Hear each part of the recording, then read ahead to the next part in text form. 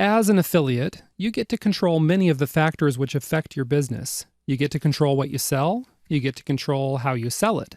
You even get to control where you get your traffic. But there's one thing that you can't control, and it's been known to drive a few affiliates absolutely batty. What is that thing? It's the vendor sales page. See, you can come across the best product in the world. I mean, this product could practically be the cure for cancer. But then you read the sales page, and it looks like a schizophrenic wrote it when he was off of his meds. Total irrelevant word salad. Okay, this is the kind of sales letter that couldn't sell hair gel to Justin Bieber. When you see a sales letter like this, you might just be tempted to completely pass over the product. But remember, your first priority is to offer your prospects the very best solution for their problems, right? So if this product with the word salad sales letter truly is an excellent product, then you'll need to find a way to overcome the sales letter's poor conversion rate. And that's what you're going to learn how to do in this video. So let's go ahead and get started.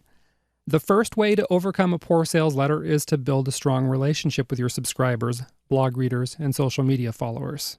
What you need to do is build a responsive list and following so that subscribers are going to listen to you when you tell them to buy something. In fact, when you have a strong relationship with your subscribers, you can even outright tell them to ignore the sales page and just scroll right down to the order form. If they trust you, and if you've already told them all about the product, then they're going to do it. Elsewhere in some of our other training videos, I've shared in-depth guidelines and tips for building this sort of strong relationship and engaging your audience. So I'm not going to get into that in this video. So let's move on to the next point. The second step in overcoming a poor sales letter is to warm your audience up before you send them to the sales letter. Truth is, you should be doing this even if the sales letter is awesome. The idea here is to present the benefits of the product and work your audience up into a buying frenzy. Okay? When they click on your affiliate link, they should already have their credit cards halfway out of their wallets. There are a couple of ways to do this. However, the best way to warm up your audience is to send a series of emails about the product. Here are a few reasons for doing this. First of all, not everyone will see every email or blog post you make. So if you depend on just one email to sell a product, there's a big chunk of your prospects that aren't going to buy simply because they never even saw the email. The second reason to send out an email or blog series is because some people need to develop a little familiarity with the product before they're ready to jump on the buy button. Your series of emails is going to build familiarity as well as desire for the product. An email or blog series also gives you a chance to hit all the hot buttons, okay? You never know what type of promo a particular subscriber is going to respond to. So you're going to up your chances of finding the sweet spot across all your prospects when you send out different types of promos. The third reason for sending out an email series is because some of your prospects are just slow. You know, like the guy whose wife has to tell him 27 times to take out the garbage? Not that I know anything about that. All right. In other words, sometimes you need to nag your prospects a bit to get them to take action. Sometimes you need to poke them with a cattle prod to get them to take action. This is why you want to create a strong sense of urgency, such as offering a limited time bonus or maybe a discount for those who buy as soon as possible. So you might be asking, what sorts of emails or blog posts should you create for this series? Well, here's a few ideas. The first way to warm up your audience is to send out a direct response promo. In other words, you send out a mini sales letter to your prospects. This mini sales letter should hit all the main benefits of the product, mention any bonuses that are offered, and include a strong call to action at the end.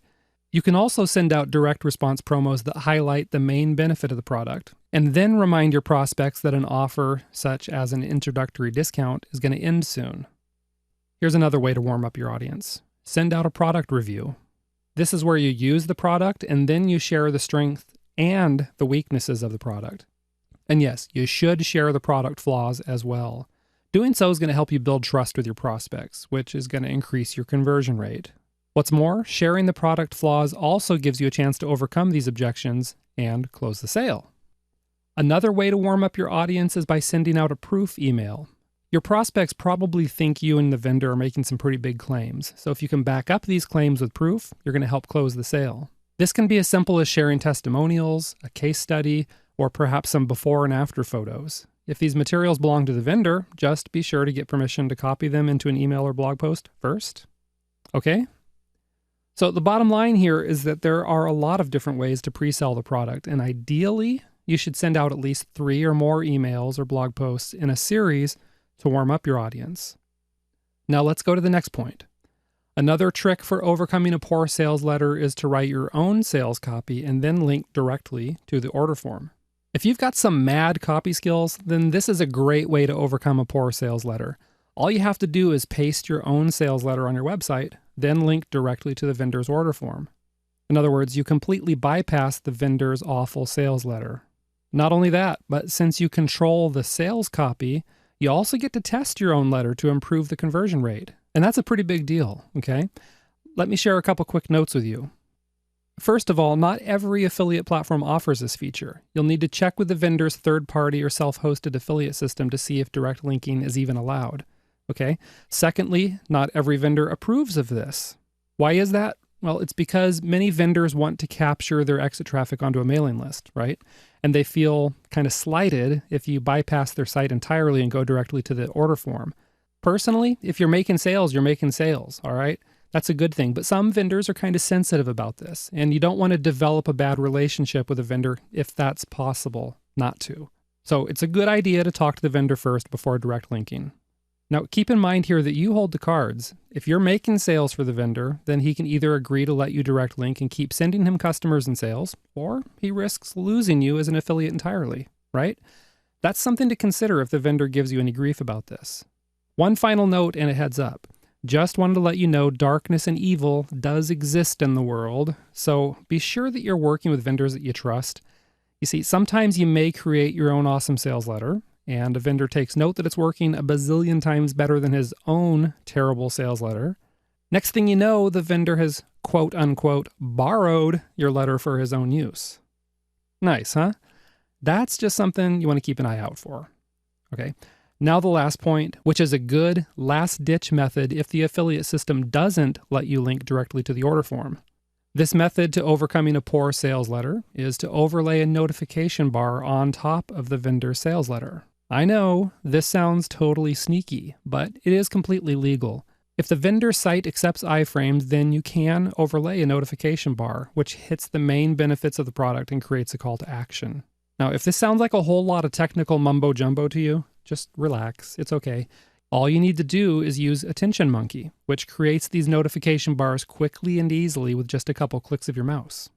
So now you know how to overcome poor sales pages so that you can start rocking your conversion rate and closing more sales. So let me leave you with one last bit of advice.